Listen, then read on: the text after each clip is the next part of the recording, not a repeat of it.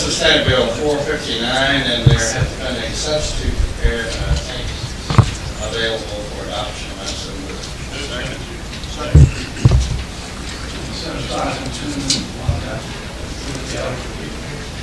Yes.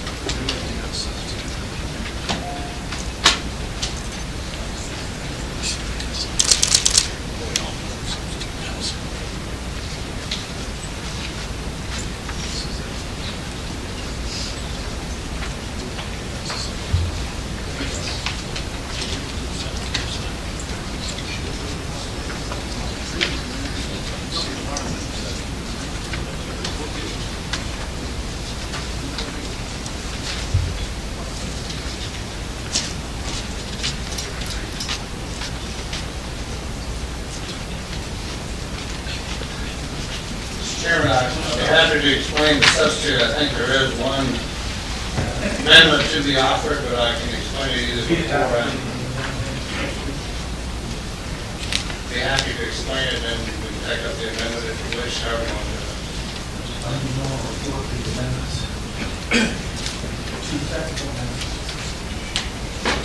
Mr. Chairman, I believe that the changes would be on page 12 at line 310.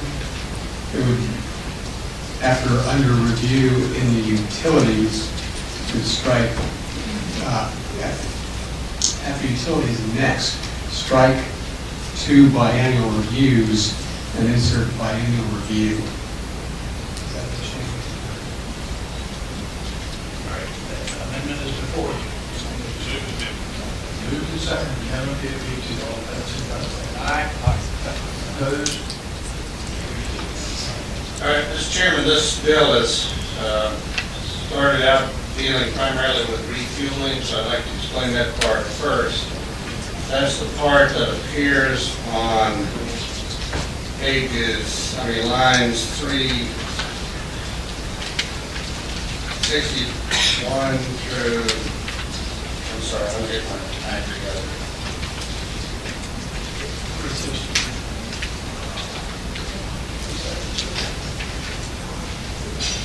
360 through 374, and the effort there was to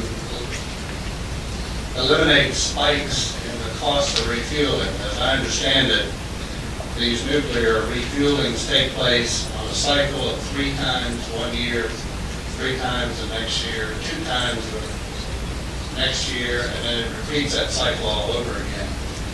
They're extraordinarily expensive, $30 to $40 million per refueling. So as a result, the cost during that refueling cycle spikes with the higher 3 refuelings compared to the 2.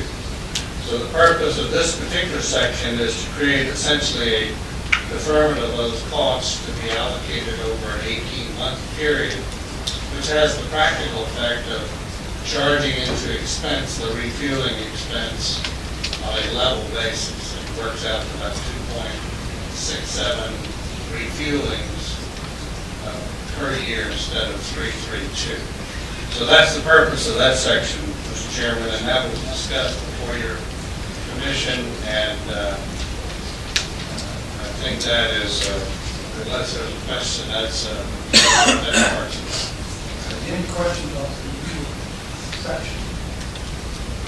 Really an accounting method of leveling out the cost. All right. The next section of the bill is, sorry, we assembled so quickly today, I didn't have a chance to get my notes.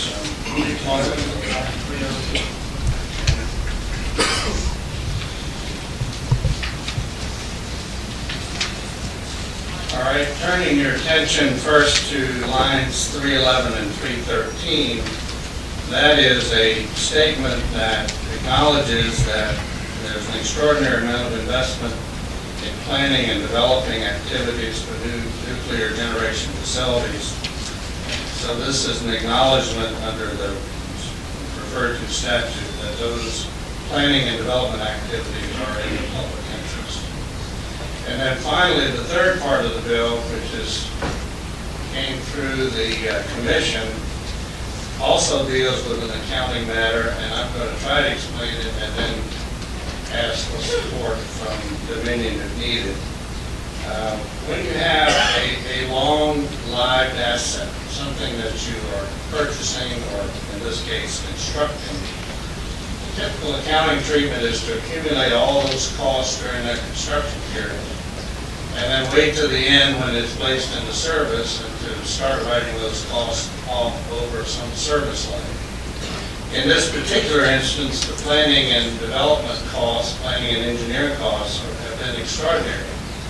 And I think it was quoted the other day in a meeting, so I assume it's not confidential, that they've accumulated about $600 million in planning and engineering costs through 2013.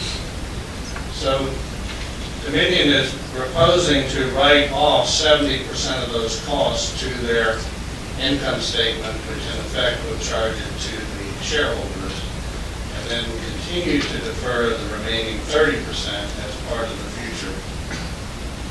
Continue to divert the 30% and then the costs that incur after 2013 into the future for rate-making purposes. The controversial part of that, I believe, is the part that starts on line 308 that says, even after you defer, however, such remaining 70%, which is the part that's written off, may be recovered ratably through existing base rates as determined by the commission in the test period under review and utilities next biennial review.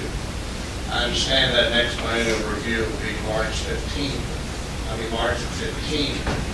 So while they write off 70% and defer 30%, the remaining 70% that was written off, as I understand it, is subject to the rules of prudence and reasonableness and audits that the State Corporation Commission may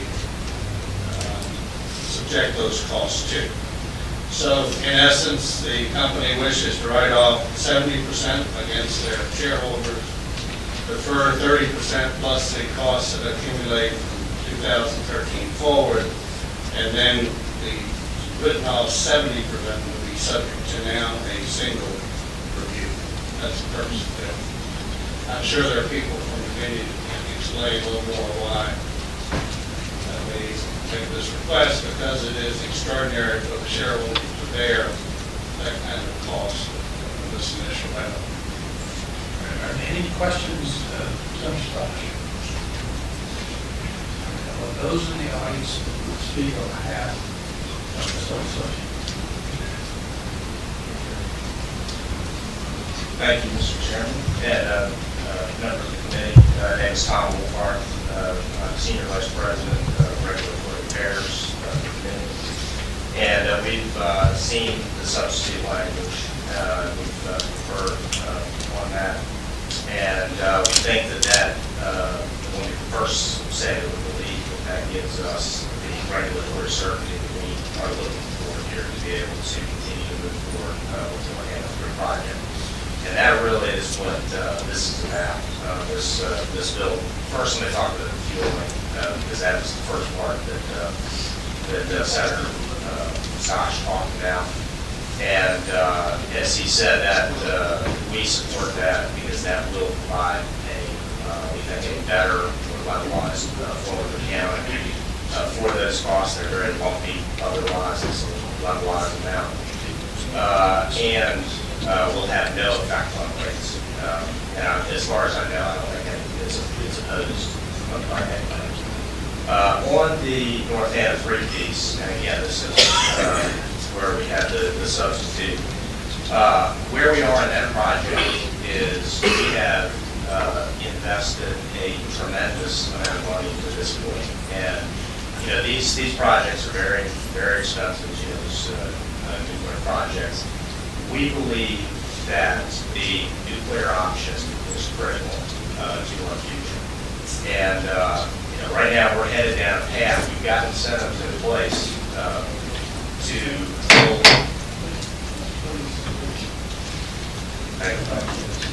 We have the incentives in place, as you know, to build the infrastructure that we need. But right now, gas is pretty much the only option that is working at this time.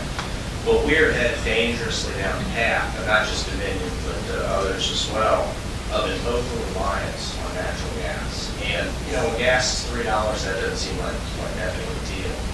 But the last few weeks, you can see what happened. We've seen gas prices $50, $100 for MCF. So that right there is the sort of volatility and the reason why we believe that maintaining food diversity and nuclear is a critical part of that. But where we are in the development phase here is we're still a ways away from coming to the commission. The process we go through, we file a CPCN for approval of the commission.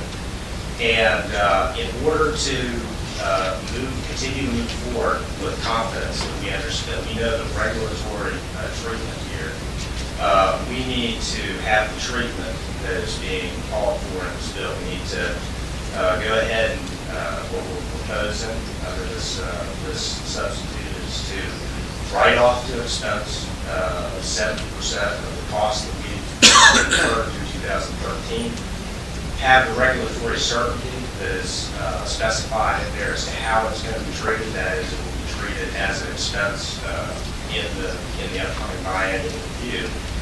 And with that certainty, then we believe that we do have the confidence that we need to continue to move forward with this important project. As the senator said, the other 30%, and we're really just dealing specifically here with the 70% writing off. The other 30% we're saying is we'll continue to defer, carry that forward, and then also costs, additional costs incurred on and after January 1st, 2014 forward. That will all be deferred and will all be subject to recovery. It will be up to the State Corporation Commission. We will not be able to recover any of those costs without commission approval. So really, it's to summarize the key features of this, why we think this is so important. We really think about the benefits of this. It allows us to continue forward with this important fuel diversity option. We think this has benefits also for the Commonwealth. This is going to be one of the largest construction projects in the history of the state. We think the customers are going to benefit from an asset that, when it goes commercial, will produce low-cost energy for more than 50 years. And again, provides us offsetting diversity.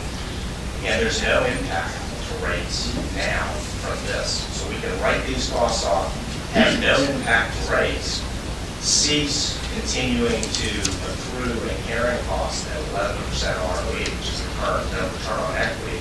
And ultimately, when we do file a RAC, a rider to cover North Anna, it will be cheap because we will not have these costs built in there. Again, as the Senator said, Senator Stosh said, the way the accounting works is you defer these costs, then when it goes commercial, you'll start depreciating it. We will have unburdened future costs of this facility by having written it off. So for those reasons, we would recommend moving forward with the bill. Thank you. Any questions of Mr. Warhol? Thanks. Others who speak today? Mr. Chairman, we have several vendors here. I'm not sure that they would, logically speaking, in terms of policy, but they certainly are familiar with the project. We'd like to be heard. Good afternoon, Mr. Chairman, members of the committee. My name is Jay Wadler. I'm the Senior Vice President for Nuclear Plant Projects and Chief Operating Officer for Hitachi Nuclear Energy, headquartered in Wilmington, North Carolina. I'd like to briefly speak to Dominion's commitment to nuclear power and nuclear projects. GE has worked globally in the nuclear business for virtually the entire nuclear era, and we're a global leader in this industry because we're going to be delivering the benefits of nuclear, which is round-the-clock, affordable, carbon-free electricity, 24 hours a day, 365 days a year.